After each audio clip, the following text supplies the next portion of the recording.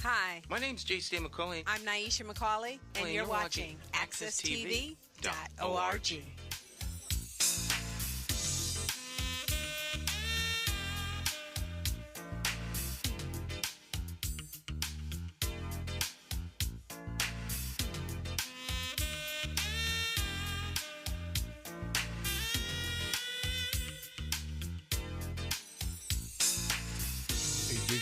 All right, my friends, once again, it's time to get our talk on. This morning, talk with me, your host, J. Stan McCauley, along with the champions of talk.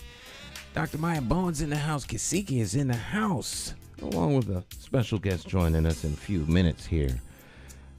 Good morning there, Kasiki. How have you been doing since we were last together?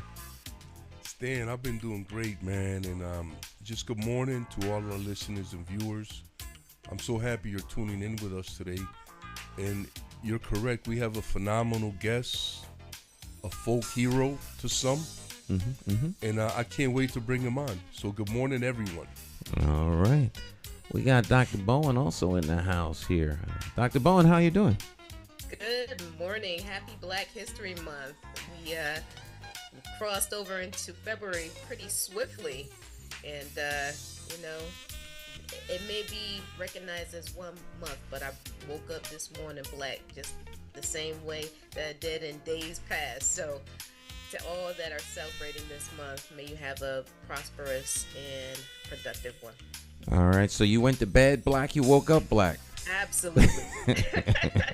Were you black in January, or is it Absolutely. just for February? Okay, and I'm making Black history every single day because of it. That's what I'm talking about. That's beautiful. Yes. All right. So black, yeah. Woke up black, went to sleep black. Yep. And every day. And looking forward to being black tomorrow. Right, I'll be black tomorrow. Yes. I'm looking forward to that. That's what I'm saying. I'm looking forward to that. Hello. Yes. That's funny. All right. A lot of things going on, of course, here in the capital city and around the world. But, of course, we live right here. The greatest city on earth. At least that's what I call it. You take you wherever you go. So wherever you are should be great. Absolutely. Because you're there, right? Absolutely. But let's jump right into the conversation. We've got a special guest this morning. And so we always, as a tradition here, let the person who invited the guest introduce the guest. So, Kasiki. Well, it's my pleasure to introduce an esteemed elder and leader and folk hero to me, the modern day revolutionary Cornell Lewis. Welcome, Cornell. Good morning. Thank you. How are things, brother? Things are going okay. I just hope I can live up to all of those lofty things that you just said about me. Well, I believe him, and that's good enough for me. Okay. I know you have your naysayers, but we're not worrying about them. Oh, no. Anybody who is doing something for their people or for the community, they're going to have naysayers and people that I call the Greek chorus. They're off in the distance, they're chirping, but they never get involved in the play. Very well stated, Cornell. Now, Cornell, tell us a little bit about your self-defense organization. The Self-Defense Brigade is something I started a few years ago. And basically what we do is now. And what was that? What was that in response to, Cornell? the Self-Defense Brigade was in response to some things that were going on in Hartford at the time and in Connecticut. I noticed that people would go out to rallies and events, and then they would be challenged by people intent on disrupting. So I decided to put something together so that when people went out on rallies or events, they would have some form of protection. Also, I wanted an organization that would do things like feed the people and patrol the community in high crime areas, and that's what we did. That's outstanding work. Thank you so much for that. You know, the regular folk in the community, and I speak for them, we're all very grateful to have you, you know, amongst us. Cornell, can you talk a little bit about some of the interventions that you've conducted in the past? Well, in the past, we went out to the suburbs and held forums out there and pointed fingers at the suburbs for being complicit in the drug trade in Hartford. For some time, the newspapers and the other media used to always talk about the drug problem in Hartford. But when we looked at the data, we found out that more crack and heroin was being purchased by people in Glastonbury, Meriden, Greenwich, and other places in Avon, and they would always go back to their community and leave our community having to deal with violence and other things. So once we got the data, we started, at least I started, saying that the suburbs were complicit in creating a criminal drug empire, especially in the North End, as a result of them buying $400 or $500 worth of crack for the weekend or heroin and places and things like that. So we started going out to the suburbs on Saturdays, saying at 10 o'clock in the morning, I would take 15, 20 people. We would go in a van, borrowed from a church, and we would use megaphones and say, don't buy drugs in Hartford. We would wake up people who had been arrested in Hartford for buying drugs and just walk through their neighborhood without pointing them out. That got national headlines and brought down a lot of condemnation upon me and other people for going out to the suburbs. But I said, and I still maintain, that the suburbs played a hand in fueling the drug problem in Hartford, and if Hartford residents of color were going to be put on blast, then we needed to put on blast the people who were coming from the suburbs. So then, fair to say, because this is what I always say, that Hartford doesn't have a drug problem. Simsbury has a drug problem. West Hartford has a drug problem. Avon has a drug problem. You know, and Hartford could no more support a drug trade than the employees of Stop and Shop could support Stop and Shop. You know, people come there and purchase the drugs. People come to Hartford, buy drugs. Doctor folk driving up, leaving from the hospital, and all kinds of other folk, professionals leaving out of Hartford with drugs, and trading guns for drugs, trading cars for drugs, all kinds of stuff. And then they want to make it seem like Hartford has a problem. The way it's been, redlined and sanctioned off, Hartford is the place where you can purchase your drugs, but we don't really have a drug problem. It's the suburbanites that have a drug problem. Is that a fair statement, or is that my pushing the envelope? Well, to a degree, yeah, because I would watch the suburbanites come into Hartford as if it was their community and buy drugs and create traffic jams on the street. And they would be in all black and Latino and Latina communities. and there was nobody that looked like them in that community, but yet they felt that they were entitled to come in, and we all know that if we go out to Avon and Greenwich and do something like that, there's going to be a problem. So I agree with you that the suburbs, they do have a drug problem. So we went out and put something together called the Urban Suburban Dialogue, in which we use data and documented proof to show that suburbanites were buying drugs in large numbers. So what we did was we took down the license plate numbers of all the cars that came into the community, especially around Bellevue Street and some other places, Garden Street. And then we took video footage and we held forums in Avon and other places and showed people on screens exactly who was buying the drugs to a large degree. As my English teacher would say, incontrovertible evidence that could not be refuted.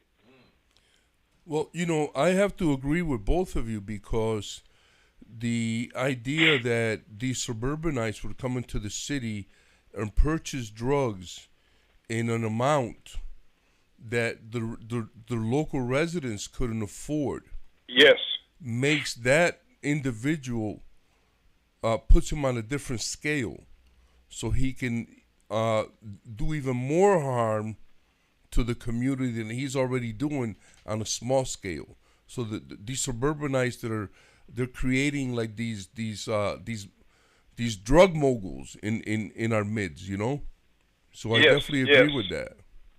And that's exactly what I said, and that's what I brought up. And it gained some traction in the suburban community. A lot of people were hosting myself and other activists in the suburbs to get that message out.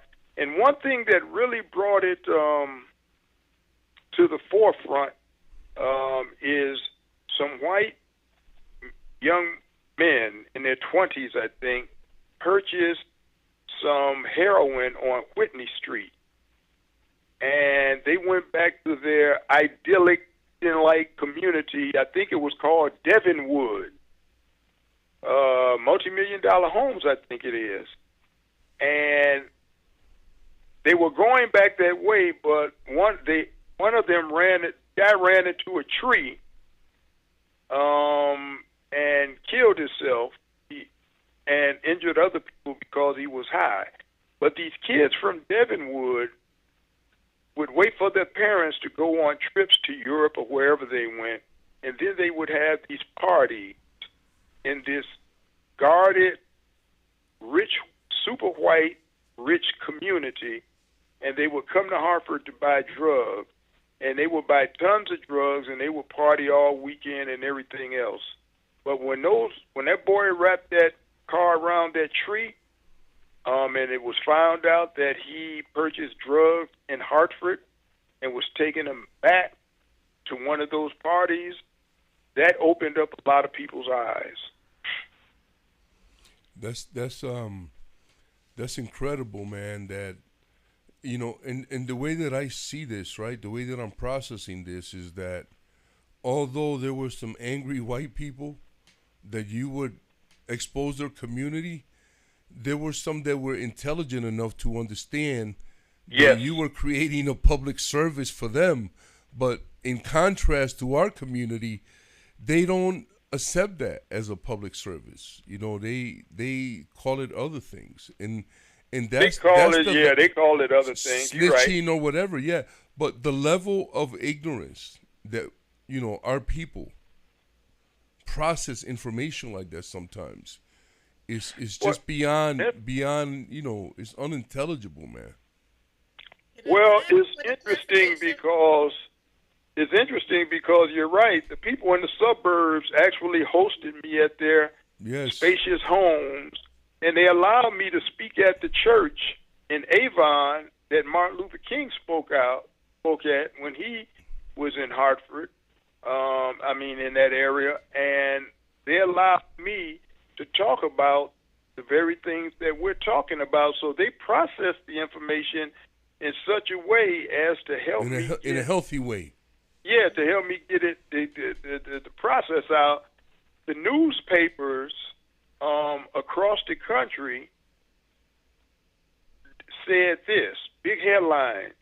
This is the first time that urban people have ever gone into the suburbs to accuse them of fueling a drug empire. Usually people point to the urban community, but this is the first time that we noticed that somebody has taken data, gone out to the suburbs to accuse them of something.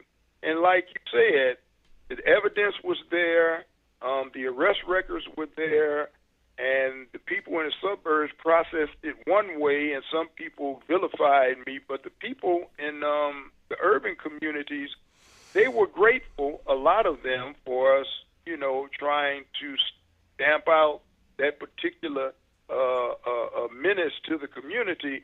But some of them did process the information a certain way and vilified me and put terms on me like snitching and things that, just didn't make sense to me. Dr. Bowen? Yes. Oh. Yes. I had to unmute myself. My apologies.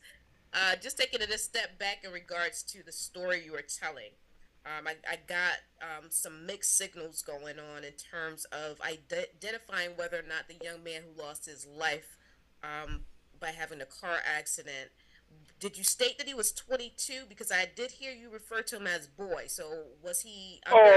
Well, 18. He's a young man. I said boy, but yeah. I only bring that out from the perspective that when it is that we're described to be over 18, we are in that adult mode, right? And then if we're being demeaned, not that you were trying to demean him, but when we're being demeaned based on our culture, the term boy is often brought up. But it's a sad state of affairs, and it's supply and demand. If it is that the original supply wasn't coming in from the suburban communities as well, and then being dropped off into our urban communities, and then the suburbanites coming in to purchase what whoever had the leeway to bring in initially, then this would actually hopefully cease and desist. But it's tragic all the way around. There are no winners in this. Well, I think to some degree there were some winners, because I think the suburbanites, the scales fell from their eyes like Paul on the road to Damascus. Once we showed them the information and pointed out to them in no uncertain terms, they were not welcome in our community. Number one, because if they were coming to buy drugs, they were not welcome. And number two, they had the unmitigated gall, the temerity to come into black and brown neighborhoods. And then when we asked them what they were doing and why they were buying drugs, they got insulted. And so we made it clear, this is our community. We don't want you here. Number two, we can't come in your community and do that. And number three, you are complicit in creating a criminal empire, in the city in which we are always vilified. So I think there were winners, and it energized the people and gave them something to do. And I'll be quite honest, to go out into white-topia and proclaim a message liberated a lot of people. And I noticed when we first did it, State Representative Kenny Green at the time and some other people joined in with us as we were marching up and down the street, megaphones at 10 o'clock in the morning on Saturday, saying don't buy drugs in Hartford. So I think it raised awareness on a number of levels and gave people an opportunity to get involved in a social movement to free what I call oppressors, to free ourselves from oppressors, because I define an oppressor as someone who comes into a nation, a neighborhood, an area, takes out resources, and leaves the area in worse shape than what they found it. And that is what white suburbanites were doing, and to a large degree, that is what the drug dealers were doing in Hartford by selling drugs and allowing the community to be ravaged. One thing that because when you were talking about being labeled as snitch, and Kasiki alluded to it as well, it would seem to me that the largest voice in that arena would be those who are involved in the criminal enterprise of dealing in drugs. Because I remember when you were out there, your life was threatened on multiple occasions. Not only was it threatened, they actually put a contract on my life. I remember. And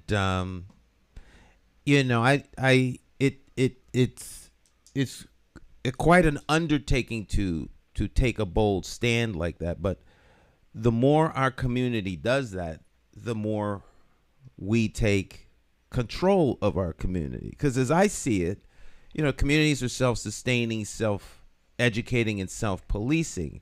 And when we started the conversation off, Kasiki was asking you about the defense.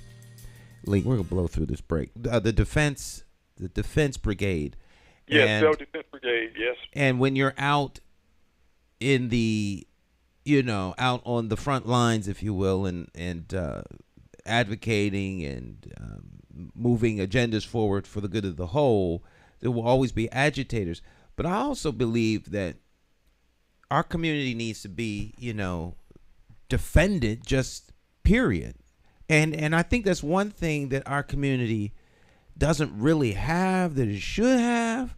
And now some people take issue with that because, I think the primary person responsible for your safety is yourself, your community, and the people who love around you. So, but there are other forces that when you come to a place where you're protecting yourself, particularly if you're a person with skin that's colored brown, you're somehow, militant or uprising or something like that. But you're responsible for protecting yourself, not someone else. It's good if there's someone else there, but the primary person responsible for your welfare is yourself. And I believe communities need to know how to defend themselves. Well, I'm glad you brought that up, because one of the things the Self-Defense Brigade does is we provide legal, armed, Second Amendment rights protection for rallies.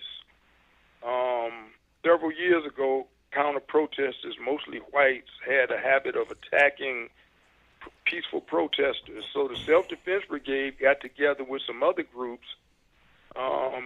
We walked people through a process, helped them to get their gun permits, and now when we go to rallies, we have more than a dozen people legally armed protecting the marches. And the attacks by groups have ceased. The Proud Boys showed up at a rally we had back in April at the state capitol.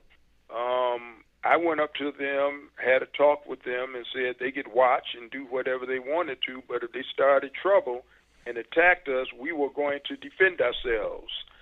And I told the state and the Capitol Police that if they didn't do their job, we would do our job. And we were legally armed. The Proud Boys stayed right where they were, and I said, "Do you understand me?" They said, "Yes." No problem. So I think we need to, yes, protect ourselves, arm ourselves, and not be victims. The term victim is defined as someone who suffers from an action or an event. Well, there were actions that were perpetrated against us as people in the past, like white supremacy. There were acts, but that event in the past doesn't have to continue into the future. It doesn't have to be boisterous. It doesn't have to be threatening. All we have to do is make sure that we can protect ourselves. And the Self-Defense Brigade trains people in hand-to-hand combat and other types of defense.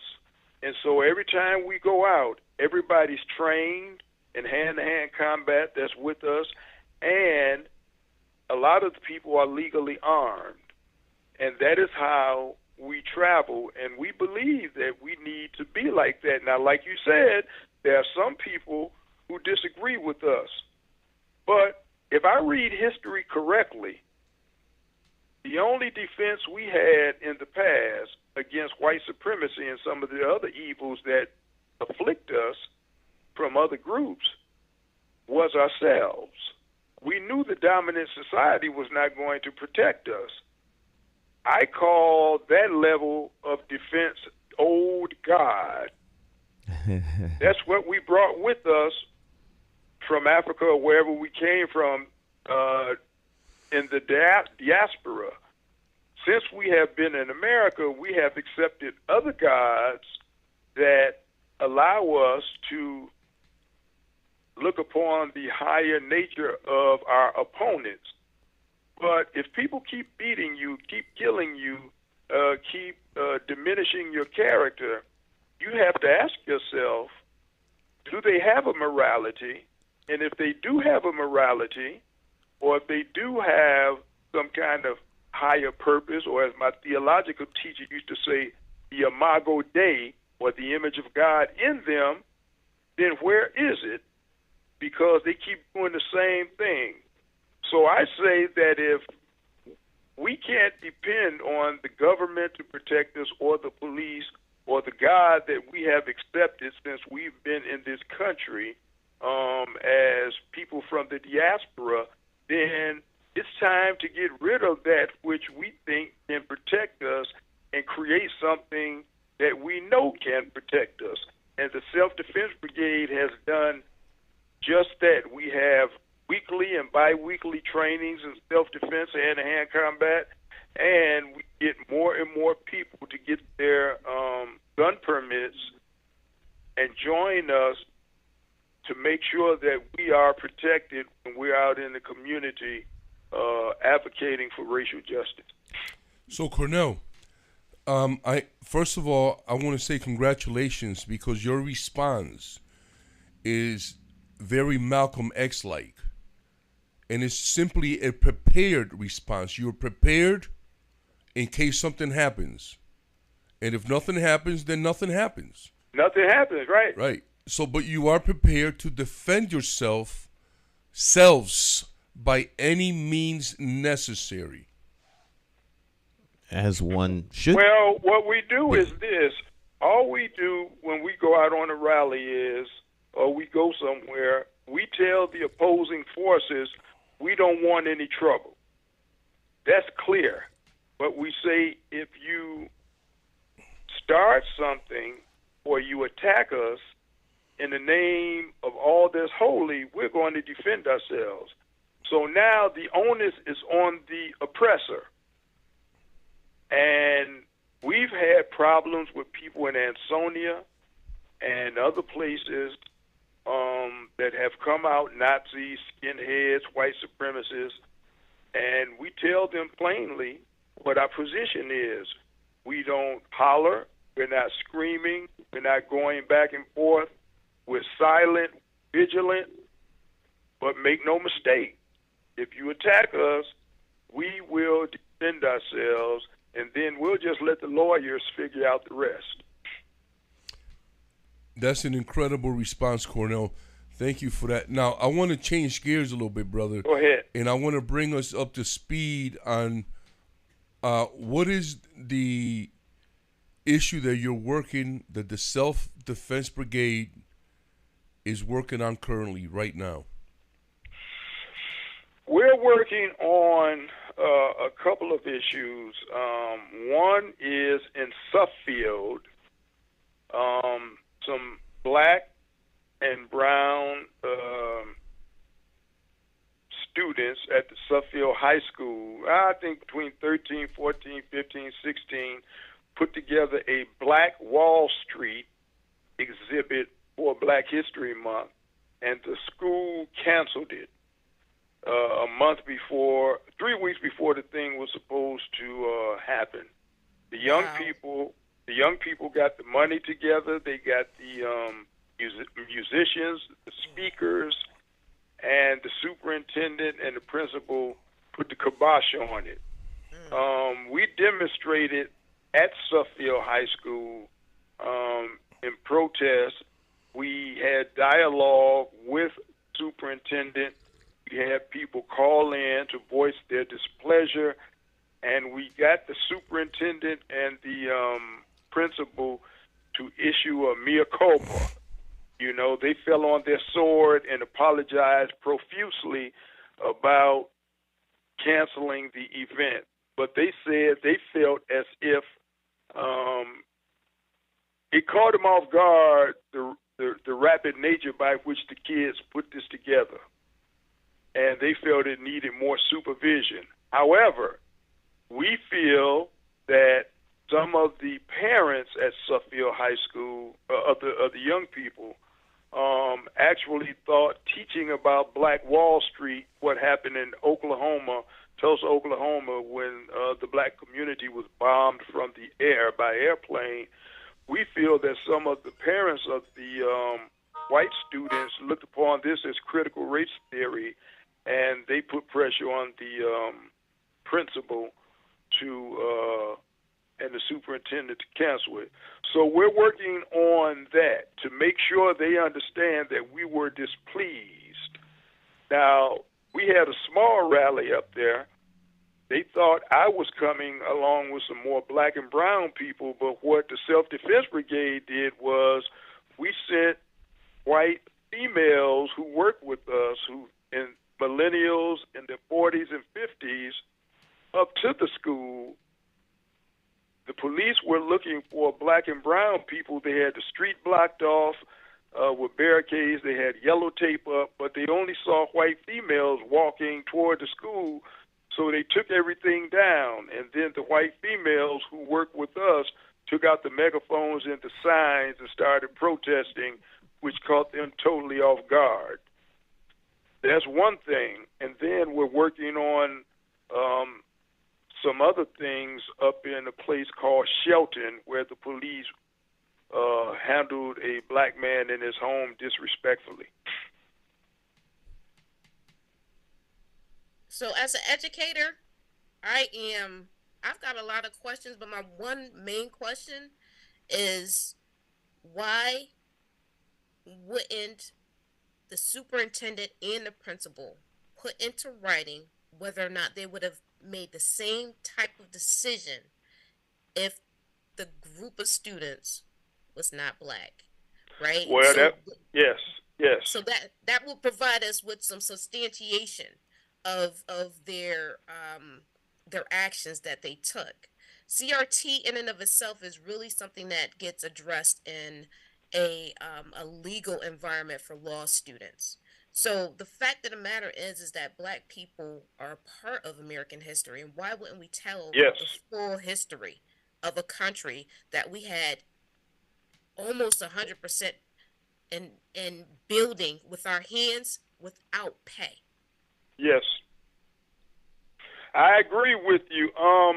What happened was there were some documents passed to the mother of one of the students, a family of color, documents from the school that somehow or another gave approval to what was being planned by the students. But what happened was the students put the thing together so rapidly and got so much support from the community and raised money for the event because it was theirs and they were proud of it. And then that is when the superintendent turned around and somehow or another tried to say that what was put in the original documents, which the mother kept, was not what was intended, which made no sense to me. So, in other words, they were doing a linguistic two-step to try to get out of the situation. They shuffle words up like they're playing with a deck of cards. Well, here's the thing that's most notable to me, right? That no matter how much they apologized, the fact remains that the activity did not go on. So those are all false apologies, because all they had to do is, that's what I said. We made a mistake. We're going to have this thing because the community, that was the main reason. What you said, Cornell, the community supported it. That was the main reason why the superintendent and the principal, if either one had a half a brain between them, right, then they would have said, this is a good thing for us. But instead, they want to continue to push that racism, that white supremacy, that white privilege, and we're not going for that. Why do those people still have a job? They're feeling the heat because not only did we send people to protest at the school, they had a board of education meeting, and I sent people up there, and they protested inside and asked pointed questions respectfully. And so the principal and the superintendent said they will support something like this in the future in 2024. No. So in other words, they don't want it to happen in 2023. They don't want it. They don't want it to happen at all. Let's take a short break. We'll be right back. Don't go anywhere. Stick and stay. Morning Talk. Kasiki is here. We've got Dr. Bowen and joining us, our special guest, Cornell Lewis. Don't go anywhere. All right, we'll be right back. Cornell Williams. Yes. Oh, I thought somebody called me. Lewis. I thought I heard somebody call my name. I called your name, but I thought I called you out your name. I'll be all right. It's early, and I haven't gone to sleep yet. I called them the right name. All right. That's all right. We'll be right back. Stick and stay. Okay. Put your seatbelt on. I help families de Universidade de Harvard Community. Estou muito feliz em participar. É muito importante engajamento deles padres e madres nas escolas de Hartford com seus ninhos, my children. I love helping family e HPU. Thank you. Gracias. Obrigado.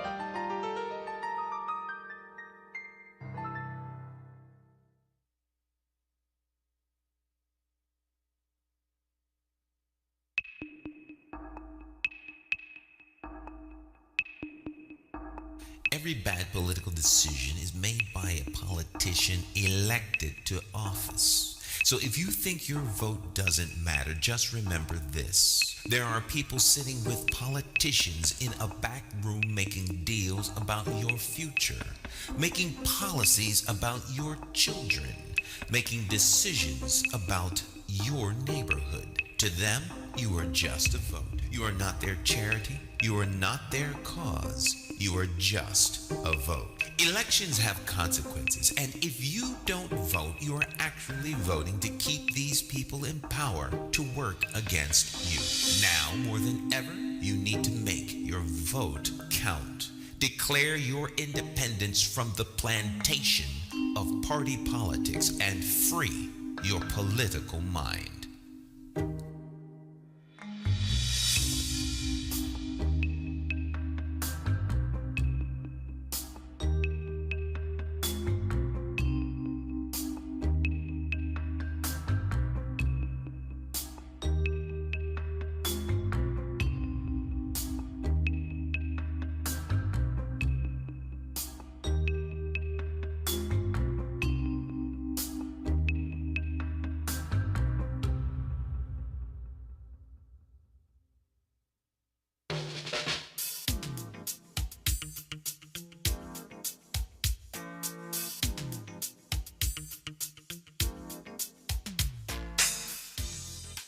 Hi, My name's J.C. McCauley. I'm Naisha McCauley, and you're watching AccessTV.org. Oh, yeah. All right, welcome back. Morning Talk. We're here every morning, 8 o'clock, every evening at 8. So you can join us twice a day at 8 and 8, a.m. and p.m. And join in on the conversation. Share it with family, friends, and foe. That way you keep everybody in the know. What else is on your mind there, Kasiki? Well, Cornell. Yes. I just want to say that I want to thank you for the incredible work that you and the people that you work with are doing. I have to admit that I'm very happy that you have these wonderful white allies, because they are paramount to the success of our movement. When you have real allies like that, they make our success happen quicker. It's going to happen anyway. But the thing that I want to question, and not to you, but to the audience, to our listeners and our viewers, why are people like that working with our children? The moment those people decided that they were not going to have that event, they should have lost their job on the spot. Right? Because they had a chance to say, we made a mistake. This is great. Let's have it. Let's celebrate. And they turn around and come up. But that's another strategy that white people use, is another strategy of racism and white privilege. I've experienced that. Where they come over and they'll say, oh, don't worry about it. It's going to be all right. That's the kind of support you can expect. That's what they did. Oh, don't worry about it. We'll have it next year. But next year they'll have another excuse. Yeah. Well, what they did was, once they found out that they had stirred a hornet's nest, they tried to placate us with what my English teacher would call pious platitudes. But I wasn't going for it. And so I listened to their apology and listened to their excuses, but I told them, people make mistakes or people do things intentionally and they apologize, but there are still consequences to your actions that you have to pay for. I said, so therefore, since you did not want Black History Month at your school, I said, we're going to bring it to you on the streets of Suffield. So get your popcorn ready. That's what I'm talking about. And the superintendent didn't like that, so they did it because they are used to doing things like that, and they are used to getting away with it, and sadly, they are used to not having a response from the people that they oppressed. That's right. Usually because of fear, or they want to keep their jobs, or something of that nature. And I'll be quite honest, I have little tolerance for people who get abused, see the abuse, understand it, know that it's going to continue, but will do nothing to somehow or another try to stop it. Because the people in front of you, historically and presently, they show that they're going to continue to do the same thing unless you put an end to it. So that's one thing that I can't understand that happens from time to time. But as it relates to Suffield, the people did it up there in power because they're used to doing things like that, and they're not used to getting called out on it. I'll give you an example. When they thought I was coming up there with the Self-Defense Brigade to protest in the streets of Suffield, the police chief got a call from the residents of Suffield saying they didn't want my type up there, or they didn't want people like me and others up there. And the police chief, said, hey, man can come up here if he so chooses. It's within the law. But that's the kind of arrogance that we're dealing with.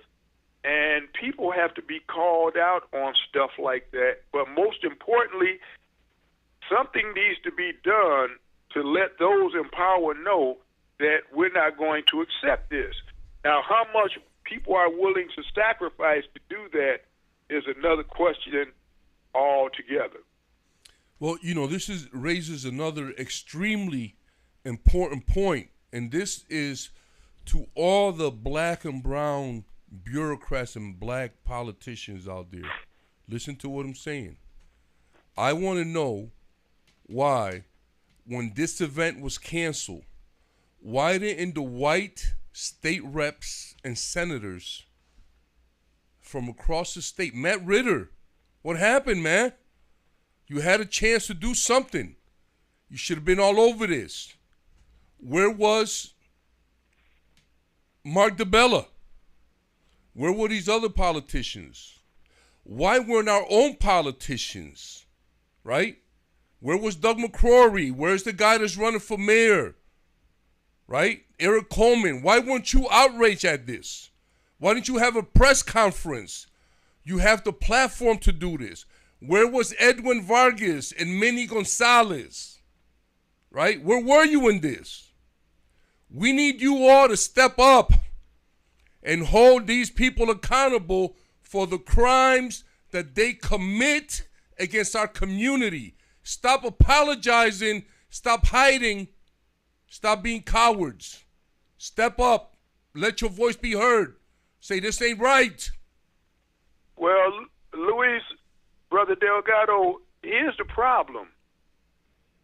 The people who are part of the political system in many cases want to remain part of the system, and to a large degree, often, they are compromised. Now, I can't say everybody, but a lot of them are compromised, and they seem to be unwilling or unable to say anything or do anything because they want to be seen as part of that system. Mm-hmm. Peer pressure, political peer pressure. That is what I would say. That's what I would say to that, because in Hartford in particular, especially among the black, Latino, and Latina politicians, they seem to be beholden to the white power structure.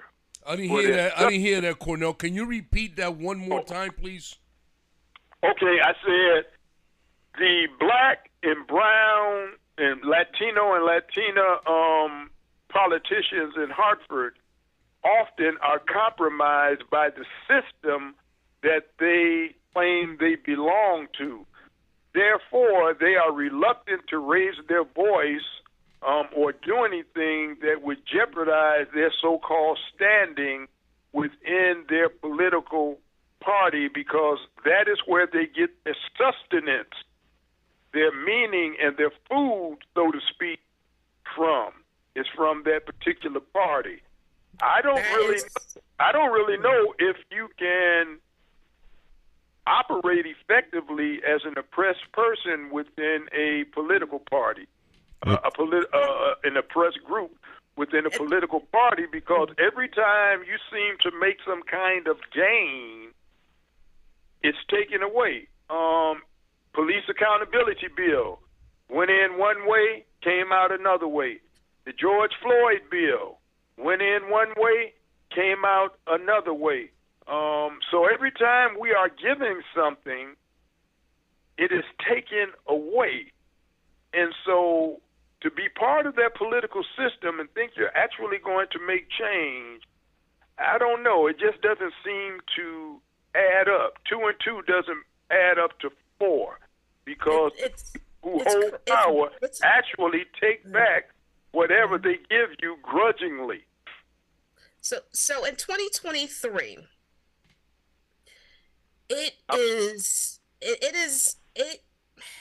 it's disconcerting to me. I can't hear you. Speak up. Say that again, Doc. And almost unconscionable. Okay. Not even almost. It is unconscionable that from 1933 yes to 2023, yes, we're still dealing with the same types of issues, hate and viciousness enacted upon us as a group. Yes. Now, based on what you just said, Yes. the sacrifice that is required through service is not being delivered to the constituency that these politicians represent if they're being silenced. Yes. And that's why, brothers and sisters, Cacique has said many times on this show that I am not sure if being involved in the current political system serves our purpose.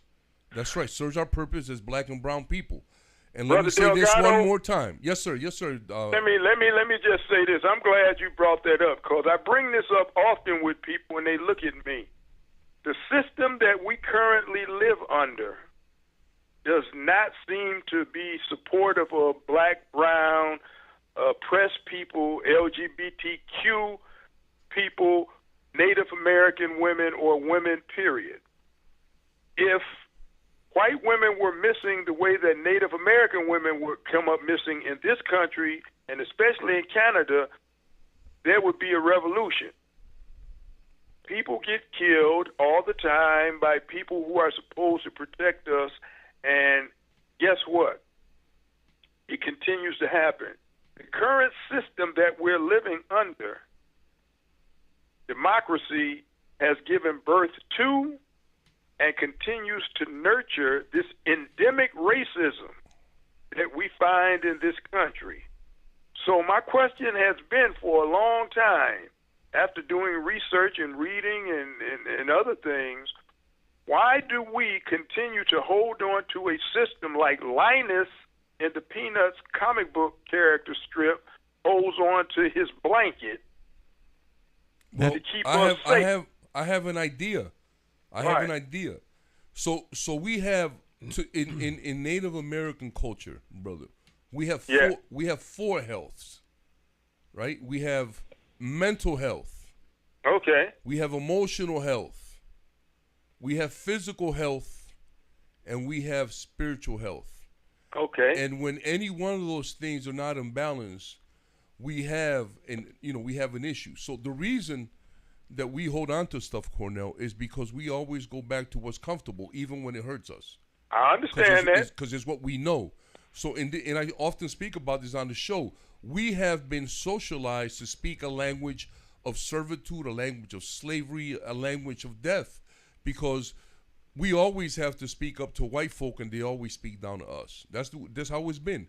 I hear brothers and sisters tell me now that down south, the expectation of a lot of them white people down there is that you can't look at them in their face when you're talking to them. That's crazy. In 2023, that's the expectation. It seems. I'm just telling you. Right, but I'm sorry, I didn't mean to laugh. No, you should. I know, but you're laughing in a tragic way because that's what it is. It's tragic, but that's what we know, and we're accepting of that. I keep talking about accepting. The crazy is that folk accept that on both sides. No. Both sides. No. Everyone can ask you any question that they want. It's up to you to be determined that that's not a fair question. I'm not answering it. They can have whatever expectation they want. Yes. For you to acquiesce is where the problem is. So to me, there's the problem right there. Because just like they acquiesce down south to that, right? They acquiesce up here. Well, it doesn't matter where you are. Right. Because how in the world do we have a white mayor and a white town Democratic chair? Well, I think in a city that's over 90% people of color. You should not ask that question. You should give the answer. No, I'm asking the question so you can give the answer. Well, you know how we have that. Well, I know, but I'm not sure if the audience knows. So I want you to tell them. Come on, Stan. I think it alludes to what Cornell was saying just before, at the beginning of this thread of thought. There are those who are dependent upon the power structure for their power. Mm-hmm. And right now, the Democratic Party controls the city. Mm. You mentioned Mark DeBella is the chair of the Democratic Town Committee. Mm. And if you want to have access to the trappings that go along with party politics and the power that comes from there, including resources, money for social programs or whatever else, then you cannot upset the people who hand out the cheese. Otherwise, they'll cut you off from the cheese. So unless people have the political courage to step out from under that particular aspect of the system, then they will always be subservient to the system. That's the key word. That's the key word, courage. And I would take political out of it and just say courage. Courage to declare your humanity before a hostile universe. When I was in college, I studied something called existentialism. And Existentialism 101 says that here you are, a solitary figure, standing on a mountaintop in a universe that's dark, and you're shaking your fist in a soliloquy of anguish towards the universe, declaring that you're going to make yourself known. Now, if you look at that picture, is a mountaintop, a person in a dark universe, but the person is defiant. Now, can you actually make a change? It depends. But if you stand on that mountaintop and you declare yourself a human being, a sentient human being, and that you're going to be heard no matter what, then eventually whatever's in that universe is going to take notice. People don't want to stand before the powers in Hartford or white supremacy and in an existential way say, I demand to be heard, and if you don't hear me, you're not going to have any peace. And that is what I feel the Self-Defense Brigade does. We tell people when we go and protest, give us what we want, or we're going to take it, and we're going to ram their agenda down your throat and make you like it. Doesn't make any difference if you vilify us or not, or if you do stupid things like they tried to do to us last week coming from Shelton, 2 weeks ago, tried to run us into a concrete barrier on the highway. That's fine. It ain't going to stop the agenda, because the next week we were back doing the same identical thing. So my point is, if you want to change things in a hostile universe, you have to find the courage to stand up and declare yourself as a human being and fight that which oppresses you. But most people don't want to do that because it takes a certain amount of personal sacrifice, which might even include giving up your life. And That's right. And therein lies the profound difference. Yes. Most people in Hartford are sycophants and will not lift a finger to change their circumstance. So why holler about it, Stan, if you're right. not going to change it? Right. And so and as you listen to what Cornell is saying, he's not that he needs to hear this from me or anything else, but he's been consistent as long as I've known him. He's the exact same now as he's always been. There's no expectation that the people are somehow going to wake up tomorrow and be nice. Yes, No. They're going to try and kill you, run you off the road, and now what? We go back. It's like the rain that falls from the sky. Expect it to rain on some days. You don't get upset because it's raining. You get an umbrella and you go on back out there. We Right. somehow expect, because we have a righteous cause, that the 500,000 people who are unrighteous are going to wake up in the morning and be righteous people. They are not. So the struggle never ends. It's a daily grind, and you make a difference by taking a stand. If you don't want to make the sacrifice, you Don't give go in. out there. And right. And so that's what you have in Hartford. No one wants to make a sacrifice. This is not rocket science. Well, and Cornell, I have so a for question, right? Yes. So in the fifth grade, I was attending Rawson Elementary School in Hartford. I'm Okay. Hartford born and raised. And we used to stand to say the Pledge of Allegiance. Now, I want to say within the past 10 to 15 years, I started noticing that in those lyrics, they say that we, to the republic in which we stand. One so, nation. keyword republic. Can you give me this definition or compare and contrast republic versus democracy that we always hear about and talk about? Wait, say that last part again. So to the republic in which we stand is in the lyrics, right? Yeah. So if we're standing for the republic, quote unquote, and we always talk about and promote democracy, what's the difference between those two? Well, I'll be honest. Let me do it this way. Democracy is something that supposedly was created in Athens. People with one voice, wanting to change something or presenting a law.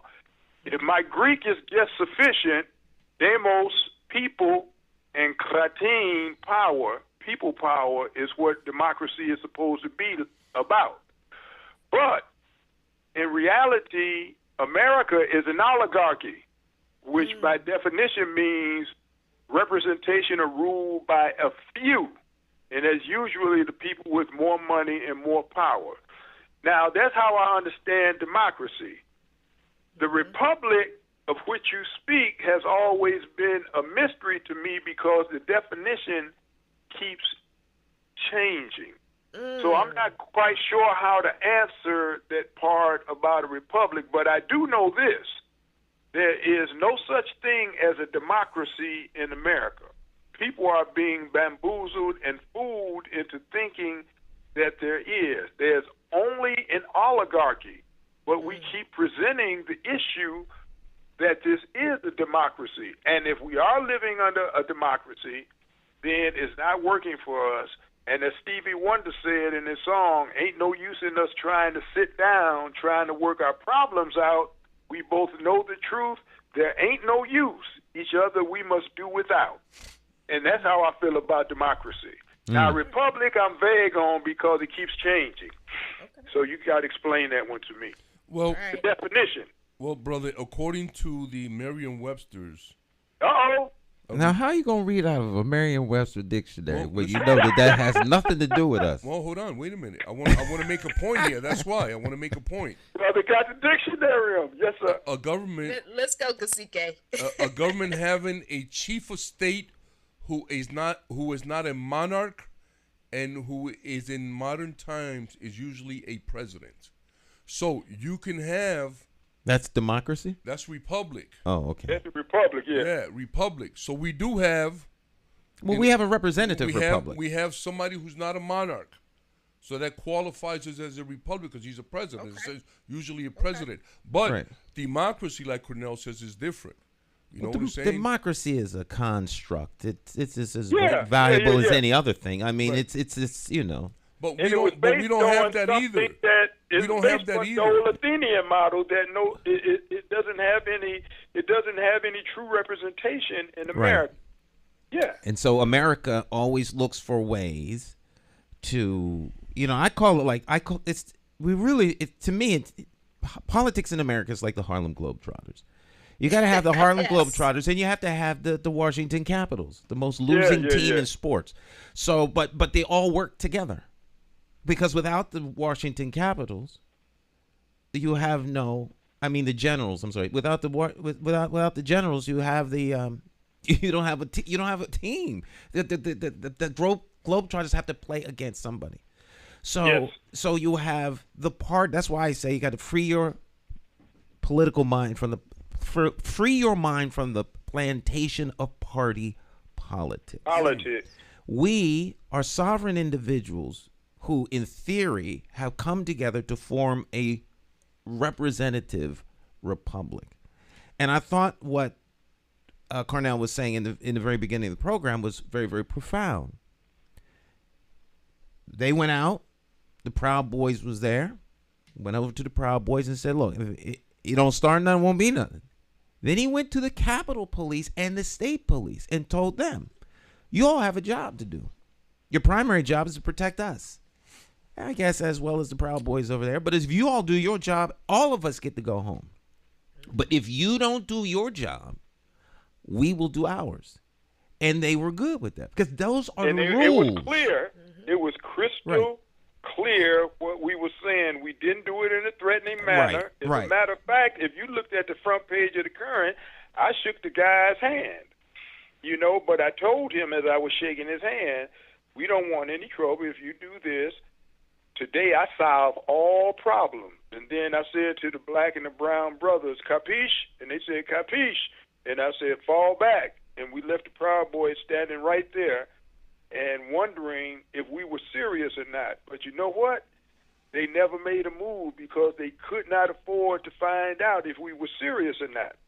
And to me, that's heading toward the definition of a community. Well, that's self-policing, and the system that is in play right now. See, the rules change every year. Every session they're getting ready to change the rules up there right now.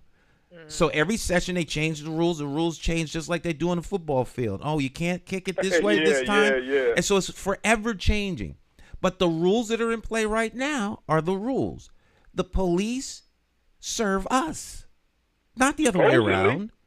And so when you let them know these are the rules, you tell me if I'm wrong. No, sir, you're not wrong. Right. The mayor serves us. The people at the MDC, it's a municipality. They serve us. It's not the other way around. They are not heads of state. They are elected or appointed by elected individuals.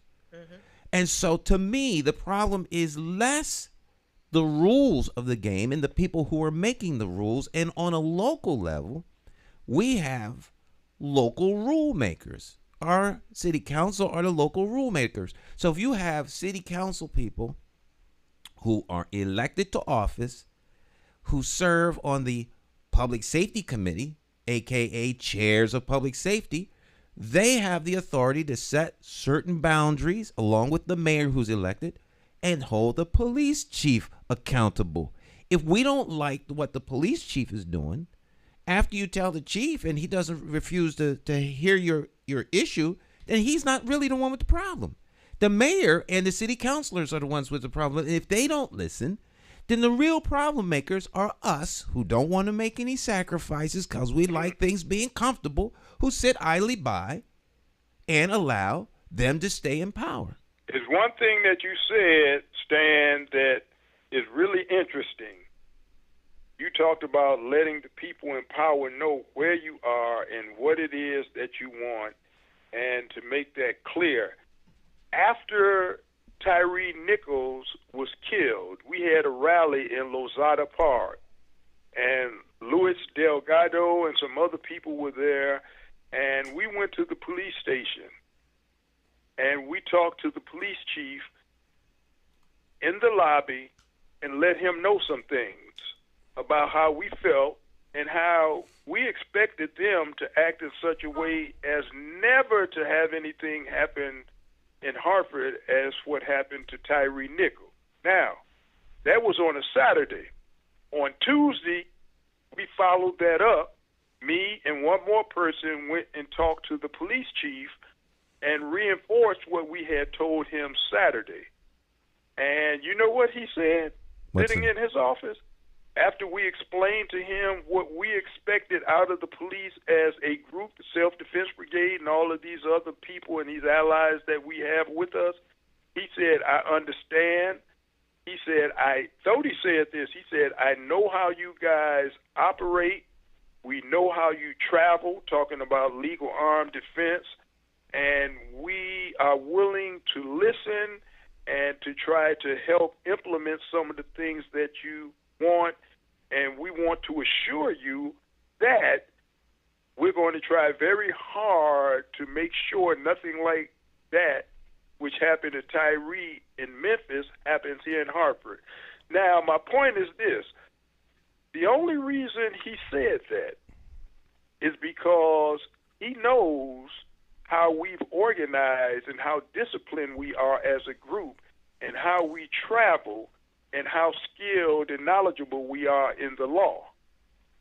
And so we have an organization or a group of people that can go to him and talk and say, here's what we expect, and have him listen And whether he actually was 100% sincere or not remains to be seen. But it's one thing for certain: he knows who we are. He knows how we travel with our Second Amendment rights. He knows when he confronts us in the community, we're going to listen, but we're not going to put up with any BS, and we stand on what we say. He said he has seen us do things over the years, and he understands who and what we are. That is what you have to start with. You have to organize the people. You have to make sure everybody's disciplined. You don't have any live wires, any foolishness as you're out there. And then you have to impress upon the police and the other organization, listen, we'll obey the law, but if you come incorrect, you're going to have a problem. Absolutely. And to me, that is the definition of community. Self-policing or protective, self-educating, knowing what the rules are, taught by one, and self-sustaining. They don't need anyone else to sustain them. They don't need anyone else to protect them, and they don't need anyone else to teach them. They know what the rules are. And I would suggest that every community where things run right have those three basic things. Absolutely. Ours doesn't. Our community is sustained by the political class that gets elected to office, that runs down to the Democratic Central Party headquarters or up to the state that needs those dollars to support programs because they're dependent on them. The education system teaches your kids whatever you want. I mean, whatever they want, that perpetuates keeping you in a state of, human cotton. You know, you don't need to grow cotton. We're the cotton.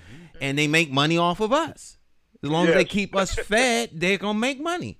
And then they have the overlords and the overseers and the Uncle Toms, the Uncle James, this, that, or Auntie James, whatever you want to go, all to keep us in place. And then they get their return on investment on election day. They take us off the shelf. We come out in buses and we go vote them right back in, and we go back on about our way. None of that will change until you have people willing to make sacrifices. In the early days, the community had lots of people like Cornell. Now he's a lone man trying to make a difference. And so people talk, but they don't girl up, boy up, man up, or woman up. They talk, and talk is not change. Action is change, and the action has to be backed up with what are the rules? They changed these rules last week. Everybody get on board with the new rules. You can't be mad because the rules change, because they're always going to come up with a way to circumvent what you're doing.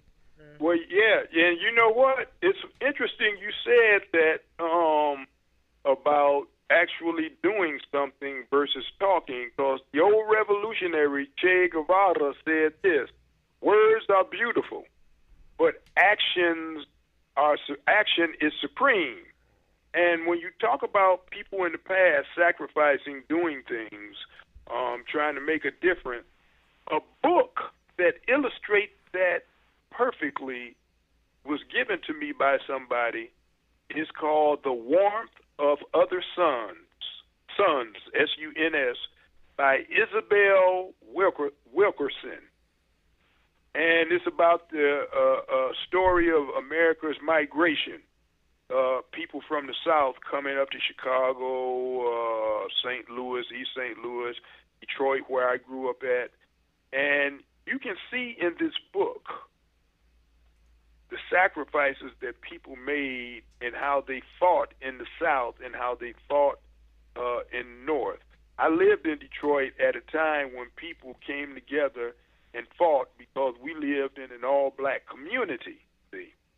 You couldn't go outside of the black community into the surrounding white community, so we were all in the same boat together, and we fought together. And this book, The Warmth of Other Suns by Isabel Wilkerson, about 400-some pages, is a perfect illustration, Stan, of what you're talking about, the sacrifices that people made. Now, I listened to my grandparents from Georgia and other people in that black community talk about things that happened in the South in the 30s and 40s before I was born. However, they talked about specific incidents that caused them to leave the South. This book connects all the dots and shows the invisible hand of racism in the South that maneuvered these people's lives and what they had to do in order to make change. And that concept of making change seems to have been lost because we've been blinded by other things. No matter what we achieve, no matter how far we go down the road in America, we have to understand something. As one person wrote, the sun rises and the sun sets on our blackness. No man or woman escapes this blackness. From the first cry at birth to the last sigh of death, black we are, and black we shall be. And that is what I remember all the time as I'm out in the community. I can't escape this blackness. I'm going to be black 7 days a week, 24 hours a day. It condemns me, so to speak, in this country. I have no choice but to fight, and that's what I tell our white allies sometimes, who seem to think that they can fight when they want and then go take a break and come back and fight again. Well, I can't take no break. Right. That's my privilege, Cornell. That's the privilege that we keep talking about. But it is what it is. Would you give up your privilege? If you are real, if you are given up concerned, my privilege. if you are concerned about this and you're white, then you need to step into it with both feet. And Luis and I have talked about this. Mm-hmm. We have had serious discussion within the movement of black people and brown people who are oppressed, whether we should allow whites to work with us. We've had serious discussion because in leadership, Cornell. It seems as if a lot of our white allies, not all, but a lot of them seem to think that they can jump in this thing and jump out when it suits them and come back in 2 months, come back in 3 months, come back, But Luis and I and you, Stan, and other people, we don't have any choice but to fight 24 hours a day, 7 days a week. And we've had serious discussion whether we should keep working with white allies or just thank them for their service and tell them to go on, as Bobby Blue Bland said, further on down the road. Well, that's a great topic for the next time, since our time is winding down. Yeah, you're gonna need 3 hours if we bring that up with Luis. That's a great. That's right. That's I'll be all over that. A great off ramp that we have to have that discussion, because it's been one that is been present in recent weeks with an organization that I'm affiliated with. It's only part one. Yeah. Just part one, but we'll continue this. Thank you. We'll for continue having me. this conversation. Thank you for being with us, Cornell. Yes, Thank you for having me. I enjoyed it, and this time passed by real quick. Yes, it did. Oh yeah. We'll do it again real soon. Okay. All right. And real quick, Stan, I just want to tell everybody that we are completely and blessed and fortunate that we have some incredible black and brown leadership, mostly men and one female. I'm going to mention them all, that are taking care of our children as head coaches of the respective programs. And the first one is Ismael Caro. He's over in Cheney Tech. Okay. Leo Ramirez is over at Weaver. Weaver, yes. Walden St. Just is over at Buckley. Buckley, yes. And Leo's Weaver girls. Sean Smooth Bell is at Weaver Boys. Yeah. Derek Guys at Hartford High. And Stockton Farmer is at HMTCA. And then the young lady is Tashima Jessamy. Yep. And she is at Achievement First. I want to congratulate these young people.